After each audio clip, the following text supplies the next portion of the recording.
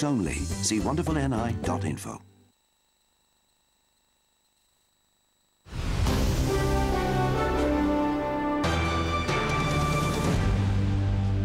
Hello again, you're with UTV Live tonight. Now, tomorrow marks the 8th anniversary of the terrorist attacks on the World Trade Center.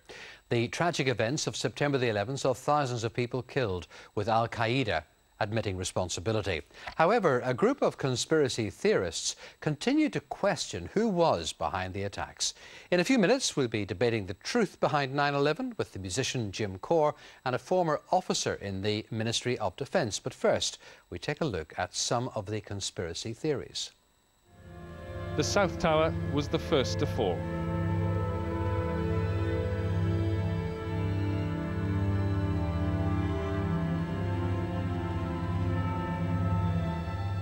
Minutes later, the North Tower.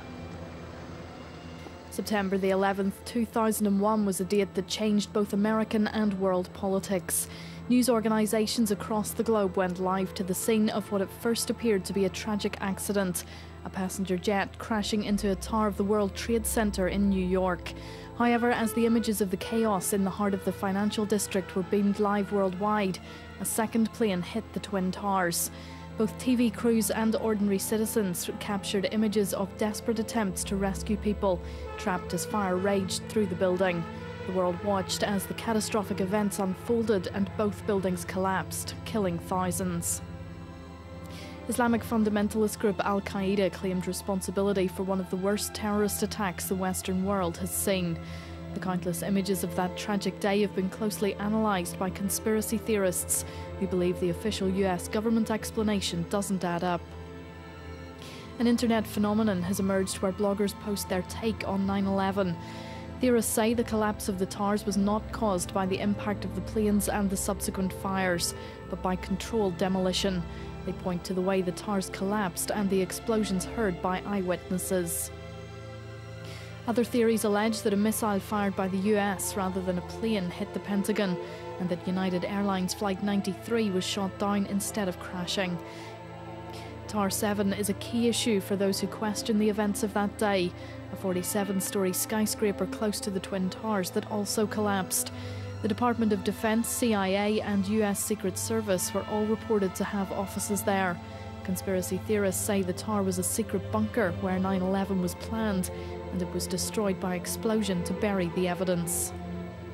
The explanations for the alleged cover-up range from the US government hiding the fact that it had been inadequately prepared for the Twin Tower attacks, to the attacks being perpetrated by the US government as a reason to go to war in Afghanistan. Well, joining us now is Jim Corr, the musician from the pop group The Corrs, and also from London, Nick Pope, who worked at the Ministry of Defence for 21 years.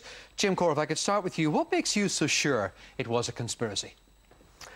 Well, I believe that all the evidence basically adds up to it being an inside job, and I believe that most of the people on the planet now understand that it was an inside job, including most of the family members. They've clearly gone to great lengths to cover their paths in that case. Well, not really. There's not exactly. I mean, a group of scientists recently have been able to positively identify unreacted nanothermite in the dust from the World Trade Center. And thermite, for people who don't know, basically is a high-energy pyrotechnic explosive that can cut through hot steel like a hot knife through butter. Now, what on earth was that doing in the World Trade Center? I mean, obviously that gives explanation to the obvious controlled demolition of the Twin Towers. There are people who will love to believe in a conspiracy theory, but you can't prove this. Well, there are scientists out there working very hard, architects and engineers, pilots, intel, military that have come forward and basically said that it's an inside job. I think that the proving needs to be done with the commencement very soon of a completely independent public inquiry. Why would the Americans want to do it? Well, false flag terrorism, it gave them a chance to go in and invade two sovereign nations, dominate the oil in the Middle East, Iraq and Afghanistan, also to launch a war on democracy here in the West. Nick Pope, what do you think of what you've heard so far? I'm not convinced. I think all the evidence, both from intelligence and indeed from Al-Qaeda's claims that they made themselves after the event, suggests that, yes, it was a conspiracy, but it was a conspiracy perpetrated by the terrorists who flew the aeroplanes into the buildings, as we all saw. So you think that what we saw was actually what happened? Yes, indeed. And, I mean, to pick up on a couple of points, I mean, of course, not only were the black boxes found at the sites, but body parts from the passengers that were DNA tested, uniform parts from the flight stewardesses' uniforms. There's absolutely no doubt. Those aeroplanes took off, they were hijacked, and they were flown into those buildings. And what do you think of the idea that the towers collapsed as a result of a controlled demolition? No, I mean, I think there have been certainly investigations by independent academics, and the most famous one was Popular Mechanics magazine, got a whole group of structural engineers and architects and said it doesn't hold any water at all. But I mean, it just amazes me that anyone could think a commercial aircraft could crash into a building and the building wouldn't catch fire and perhaps collapse. And commercial aircraft, you believe, Jim Corr, did not crash into the Pentagon? No, I never said that. I do believe that planes hit the Pentagon. I think that's pretty obvious.